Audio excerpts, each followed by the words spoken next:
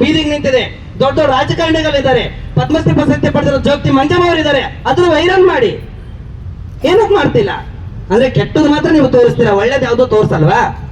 ಒಂದು ಹೀರೋಗಳು ಒಂದು ಸ್ಟಾರ್ಗಳು ಒಳ್ಳೇದು ಮಾಡಿದ್ರೆ ಅವರಿಗೆ ತೋರಿಸ್ತೀರಾ, ಆದ್ರೆ ನಮ್ಮ ಹತ್ರ ಏನೇ ಒಳ್ಳೇದು ಮಾಡೋದು ತೋರಿಸಲ್ಲ. ಆದ್ರೆ ಕೆಟ್ಟದ್ದು ಮಾಡಿದ್ರೆ ಮಾತ್ರ ಜಲ್ದಿ ತೋರಿಸ್ತೀರಾ. ದಯವಿಟ್ಟು ಕೆಟ್ಟದನ್ನ ಹೆಂಗ್ ತೋರಿಸ್ತೀರೋ ಅದೇ ತರ ಒಳ್ಳೇದನ್ನು ತೋರಿಸಿ. ಈ ಸಿನಿಮಾಗೋಸ್ಕರ ನಾವು ಒಂದೊಂದು ಕಷ್ಟಪಟ್ಟಿರೋದು, ಒಂದೊಂದು ದಿನಕ್ಕೂ ಒಂದೊಂದು ಸೀನ್ಗೆ ಎಷ್ಟು ಕಷ್ಟಪಟ್ಟಿದೀವಿ ಅಂತ ನಮಗೆ ಮಾತ್ರ ಗೊತ್ತು. ನಮ್ಗೆ ಇರಕ್ ಜಾಗ ಇಲ್ಲ, ಮಲ್ಕೊಳಕ್ ಜಾಗ ಇಲ್ಲ.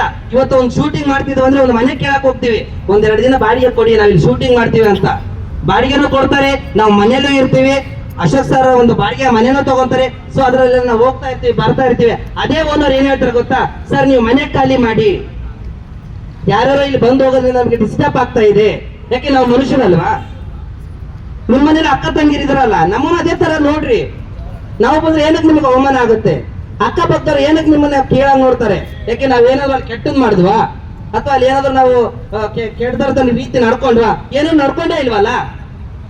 ಇಷ್ಟು ನೋವು ನಾವು ಈ ಸಿನಿಮಾದಲ್ಲಿ ಕಷ್ಟಪಟ್ಟಿದ್ದೀವಿ. ಯಾವುದೋ ಒಂದು ಅಯ್ಯಪ್ಪ ದೇವ ಟೆಂಪಲ್ ಅಲ್ಲಿ ಮಲ್ಬೇಕಾದ್ರೆ ಅಲ್ಲಿ ನಮಗೆ ಮಲ್ಕೋಕ್ ಜಾಗ ಇಲ್ದಾಗೆ ಯಾವುದೋ ಒಂದು ಬೀದಿಲಿ ಮಲ್ಕೊಂಡು ನಾವು ಶೂಟಿಂಗ್ ಮಾಡ್ತೀವಿ ಅಂದ್ರೆ ಇಷ್ಟು ಕಷ್ಟಪಟ್ಟಿದ್ದಕ್ಕೆ ನಮಗೆ ಬೆಲೆನೇ ಇಲ್ವಾ?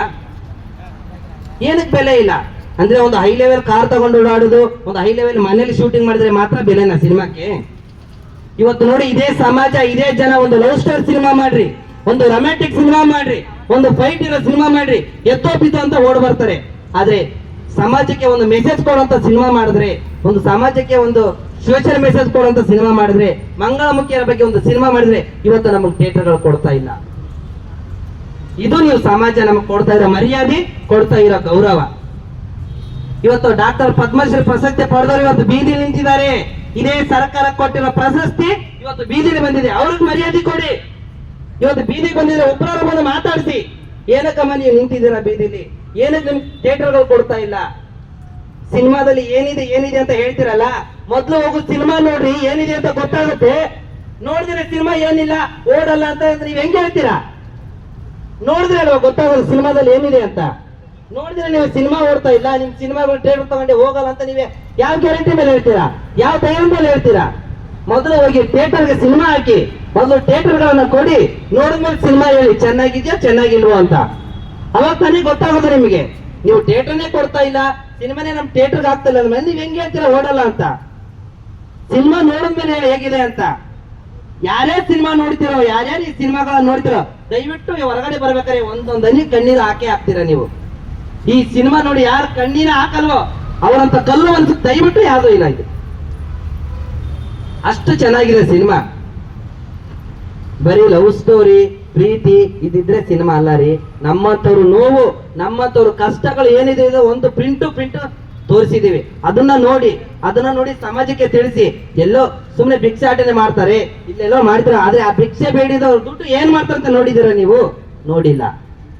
ಭಿಕ್ಷಾಟನೆ ಮಾಡ್ಕೊಂಡು ಇವ್ರು ಎಲ್ಲೋಗಿ ಮಲಗ್ತಾರೆ, ಇವ್ರು ಎಲ್ಲೋಗಿ ಜೀವನ ಮಾಡ್ತಾರೆ ಅಂತ ನೋಡಿದ್ದೀರಾ? ನೋಡಿಲ್ಲ. ಬರೀ ಭಿಕ್ಷೆ ಮಾಡೋದು ಮಾತ್ರ ಕಾಣಿಸುತ್ತೆ, ಸೆಕ್ಸ್ ವರ್ಕ್ ಮಾಡಿದ್ರೆ ಮಾತ್ರ ಕಾಣಿಸುತ್ತೆ, ಎಲ್ಲೋ ದೊರೆಡೆ ಮಾಡ್ತಿದ್ದಾರೆ ಅಂತ ಮಾತ್ರ ಕಾಣಿಸುತ್ತೆ. ಅದನ್ನ ಏನ್ ಮಾಡ್ತಾರೆ?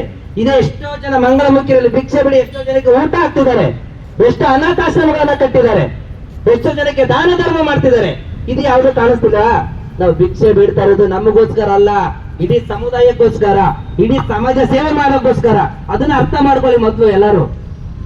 ದಯವಿಟ್ಟು ನಿಮ್ಮಲ್ಲಿ ಕೇಳ್ಕೊಳ್ಳೋದು ಇಷ್ಟೇ, ನಮಗೆ ಚಿತ್ರಮಂದಿರಗಳ ಕೊಡಿ.